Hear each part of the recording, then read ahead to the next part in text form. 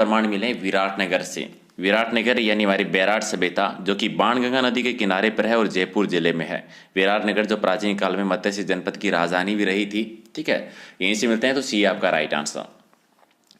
चलिए दूसरा आपका है कि मौर्य काल के अवशेष हैं और राजस्थान में कहाँ से मिले हैं। मौर्य काल के अवशेष राजस्थान में दो जगह से, विराट सभ्यता से भी मिलते हैं और कणसवा गांव से मिलते हैं। विराट सभ्यता और कणसवा गांव से, तो राइट आंसर आपका हो जाएगा 1 नंबर इसका सही आंसर। तीसरा है कि महाभारत काल के अवशेष है वो राजस्थान में कहाँ से मिले हैं। महाभारत काल के ये भी विराट से भी मिले हैं। ठीक है, विराट सभ्यता और नौ सभ्यता। विराट सभ्यता है जयपुर में और नौ सभ्यता है भरतपुर जिले में, तो राइट आंसर आपका हो जाएगा 20 का सही आंसर। यहाँ पर एक क्वेश्चन का आंसर आप कमेंट करके ये बता दो कि विराट सभ्यता की जो सबसे पहले खोज की गई थी, सबसे पहले खोज किसने की थी इसकी। ठीक है, उत्खनन का काम जो किया था। चलिए 4 नंबर आपका है कि राजस्थान की कौन सी सभ्यता है जहां पर अलंकृत ईंटों से निर्मित फर्श का अवशेष मिले हैं। या फिर आप इस क्वेश्चन को ये भी कह सकते हो कि एकमात्र ऐसी जगह है जहां से अलंकृत यानी सजावटी ईंटों के अवशेष मिले हैं, और एक कालीबंगा सभ्यता से। कालीबंगा सभ्यता जो कि हनुमानगढ़ जिले में है और घग्गर नदी यानी सोजत नदी के किनारे पे है। चलिए अगला है कि राजस्थान में कालीबंगा कौन सी जिले में है। कालीबंगा हनुमानगढ़ जिले में है, जहाँ से हमें प्राक हड़प्पा, हड़प्पा कालीन और हड़प्पा उत्तरकालीन सभ्यता के अवशेष मिलते हैं। तीनों स्तर के अवशेष देखने को मिलते हैं, और ये सोजत नदी के किनारे, सोजत नदी यानी घग्गर नदी को कहते हैं। ठीक है, तो बी हो जाएगा। अमलानंद गोष्ठी ने इसकी खोज की थी।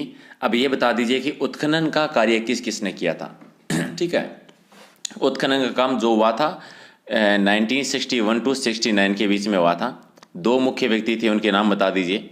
ठीक है, चलिए 6 नंबर आपका है कि कालीबंगा संस्कृति की खोज 1953 में 52-53 में हुई थी। ये सबसे पहले किसके द्वारा की गई थी, तो सबसे पहले की थी अमलानंद गोष्ठी ने की थी। और एक चीज़ ये कि सबसे बड़ा स्थल तो है ही है, स्वतंत्रता के बाद में सबसे पहले इसी की खोज की गई थी, तो राइट आंसर आपका 1 नंबर हो जाएगा। 7 नंबर है कि कालीबंगा सभ्यता के लोग जो है वो किस लिपि का यूज करते थे, कौन सी लिपि का प्रयोग करते थे। सेंदो लिपि का प्रयोग करते थे, तो राइट आंसर आपका बी हो जाएगा। चलिए 8 नंबर है कि ताम्रवर्ती नगरी के नाम से किसको जाना जाता है। ताम्रवर्ती नगरी, ताम्रवर्ती नगरी कहते हैं आहड़ सभ्यता को। आहड़ सभ्यता बनास संस्कृति जो कि उदयपुर जिले में है। ठीक है, तो राइट आंसर बी हो जाएगा। 9 नंबर प्रोफेसर SD सांकलिया के निर्देशन में किस सभ्यता की खुदाई हुई थी, उत्खनन किया गया था। किस सभ्यता की खुदाई की थी प्रोफेसर SD सांकलिया ने, और आहड़ सभ्यता की थी उन्होंने। आहड़ सभ्यता, धूलकोट सभ्यता। ठीक है, तो राइट आंसर आपका डी हो जाएगा। चलिए 10 नंबर आपका है कि कहाँ के अवशेष से ये जानकारी मिली थी कि विश्वविख्यात सेंधु सभ्यता का राजस्थान में विकास हुआ था। और सेंधु सभ्यता का कहाँ से, कालीबंगा सभ्यता से मिलता है, रंगमहल सभ्यता से भी, और पीलीबंगा सभ्यता से, तीनों से ही जानकारी मिलती है, तो राइट आंसर हो जाएगा राइट आंसर।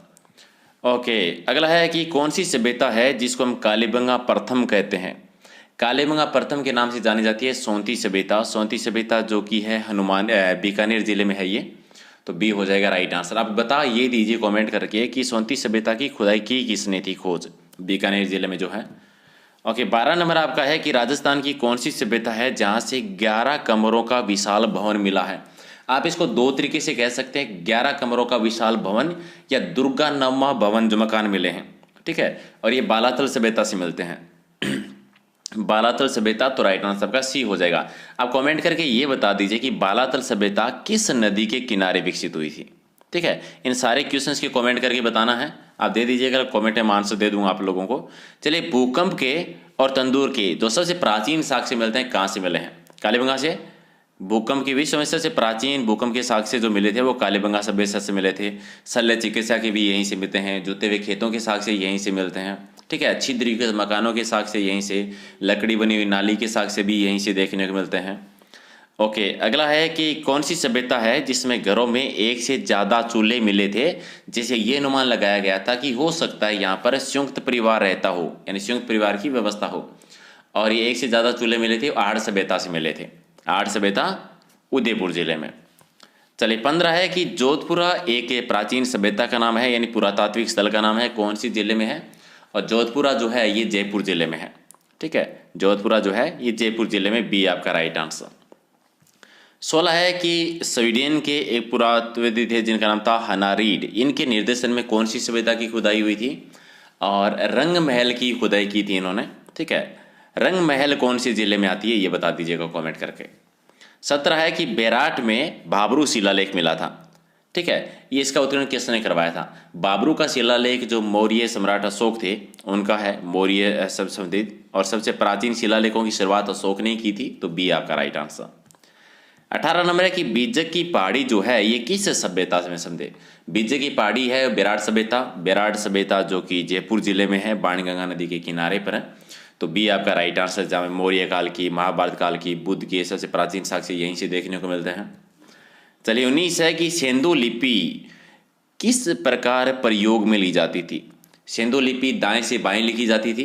ठीक है, दाएं से बाईं ओर लिखते थे, तो सी आपका राइट आंसर। 20 है कि राजस्थान में ताम्रयुगीन सभ्यताओं की जननी किसको कहा जाता है? ताम्रयुगीन सभ्यताओं की जननी कहते हैं गणेश्वर सभ्यता, जो कि सीकर जिले में है, कांतली नदी के किनारे पर है, जहाँ से हमें पत्थर का बना हुआ बांध, पत्थर के बने हुए मकान के अवशेष मिले थे, तांबे के तार मिले थे, मछली पकड़ने वाला कांटा भी मिला था यहाँ से। ठीक है, चलिए 21 है कि कौन सा एक जोड़ा है जो सही नहीं है? कालीबंगा सभ्यता की खुदाई की थी अमलानंद घोष ने, सही है। आर्य सभ्यता की खुदाई की थी SD सांकलिया जी ने, सही है। बेराट सभ्यता की थी केदारनाथ पुरी ने, ये गलत है। बेराट सभ्यता की दयाराम साहनी कर देते, ये हो जाएगा गलत। बागोर की VN मिश्रा ने, ये भी सी है, तो सी आपका है राइट आंसर। अगला है कि अधोलिखित पुरातत्ववेत्ताओं में कौन सा आहड़ के उत्खनन से संबंधित नहीं है? ठीक है, तो कौन सी नहीं? बीबी लाल जी नहीं है, क्योंकि बीबी लाल जी है कालीबंगा सभ्यता से संबंधित, आर्य सभ्यता से नहीं है, तो राइट आंसर हो जाएगा 1 नंबर। 23 नंबर आपका है कि कौन सी शिल्पकृति कालीबंगा से नहीं मिली थी? हाथी के दांत का कंगा कहाँ से मिला था? कालीबंगा से मिला था। वृषभ यानी बेल की तांबे की मूर्ति मिली थी। मिट्टी की चूड़ियाँ ये भी मिली थी, मिट्टी की काली चूड़ियाँ मिली थी, तभी कालीबंगा को काली चूड़ियाँ कहा जाता है इसका। हल की मिट्टी की प्रकृति ये नहीं मिली थी, हल की मिट्टी की प्रकृति नहीं मिली थी, तो डी हो जाएगा राइट आंसर। 24 है कि बागोर और तिलवाड़ा नामक स्थान जो है ये मुख्यतः किस काल से संबंधित है? ठीक है, ये है मध्य पाषाण काल से रिलेटेड। मध्य पाषाण में क्या काल में क्या हुआ था कि उस टाइम पर मनुष्य शिकार के साथ साथ पशुपालन की भी शुरुआत कर दी थी। मध्य पाषाण काल में तो यही होता है, शिकार भी करता है और शिकार के साथ पशुपालन की भी शुरुआत करता है। इसीलिए पशुपालन के जो सबसे प्राचीन साक्ष्य मिलते हैं बागोर से मिलते हैं, और बागोर है ये भीलवाड़ा जिले में है। कहाँ पर है? भीलवाड़ा जिले में। अब क्वेश्चन आपको क्या बताना है कि बागोर सभ्यता जो भीलवाड़ा जिले में है, जहाँ से प्राचीन पशुपालन के साक्ष्य मिलते हैं, ये कौन सी नदी के किनारे विकसित हुई थी वो बताना है। चले 25 है कि भीम डूंगरी, गणेश डूंगरी ये किस सभ्यता में है? और ये बेराट सभ्यता में है, तो बी आपका राइट आंसर। 26 है कि राजस्थान का कौन सा स्थल जो है वो सिंधु स्थल घग्गर नदी के किनारे हुआ था? सिंधु स्थल यानी सिंधु घाटी सभ्यता का स्थल घग्गर नदी के किनारे एक ही हुआ था, कालीबंगा सभ्यता विकसित हुई थी, तो डी आपका राइट आंसर। चलिए अगला है कि बौद्ध धर्म से संबंधित जो प्राचीन अवशेष मिलते हैं कहाँ से मिलते हैं? बौद्ध स्तूप के, बौद्ध मंदिरों के सबसे प्राचीन है वो कहाँ से मिलते हैं? बेराट सभ्यता से मिलते हैं, बेराट सभ्यता से। ओके, अगला है कि बेराट सभ्यता जिसको हम विराटनगर भी कहते हैं, इसका प्रथम उत्खनन किसने किया था? प्रथम उत्खनन किया था दयाराम साहनी ने। किसने किया था? दयाराम साहनी के द्वारा। 1 नंबर आपका राइट आंसर। 29 कि सबसे पहले चांदी की जो मुद्रा यानी पंचमार्क कहाँ से मिले थे? यानी सबसे प्राचीन जो चांदी की मुद्राएं हैं उनको हम हाथ मुद्राएं कहते हैं, यानी पंचमार्क मुद्राएं कहते हैं। ठीक है, और ये कहाँ से मिली थी? पंचमार्क मुद्राएं चांदी की जो मिलती है बेराट सभ्यता से मिलती है। ठीक है, तो डी हो जाएगा राइट आंसर। 29 है कि कौन सा कथन है गलत है? महासित्यों का टीला जो है ये बागोर में, चले सही है। गोफन के प्रमाण कहाँ से मिलते हैं? बागोर से, ये भी सी है। बर्ड राइडर रॉक पेंटिंग के प्रमाण ओजियाना, ये गलत है। बर्ड राइडर रॉक पेंटिंग के प्रमाण जो है ये गर्दड़ा क्षेत्र से मिलते हैं। गर्दड़ा क्षेत्र जो है ये है बूंदी जिले में। ठीक है, और बूंदी जिले में कौन सी नदी के किनारे पर है? पहला नाम मैं बता देता हूँ, छा। ठीक है, तब बता दीजिए कौन सी नदी के किनारे पर है। प्राचीन जाखम बाबा की एक मूर्ति 9 भरतपुर से मिलती है, ये भी सही है, तो सी हो जाएगा इसका राइट आंसर। 31 है कि दयाराम साहनी ने सबसे पहले बेराट सभ्यता की खोज की थी, तो सबसे पहले बेराट सभ्यता में कौन सी पहाड़ी की थी? सबसे पहले की थी बीजक डूंगरी पहाड़ी जो है उसकी, तो राइट आंसर 1 नंबर। 32 है कि कौन सा स्थल जो है प्राचीन मत्स्य जनपद की राजधानी था? मत्स्य जनपद की राजधानी था बेराट यानी Viratnagar, 1 number right answer. 33 number, Rajasthan में सबसे पहले पशुपालन के जो साक्ष्य मिलते हैं, प्रमाण मिलते हैं, कहाँ से मिलते हैं?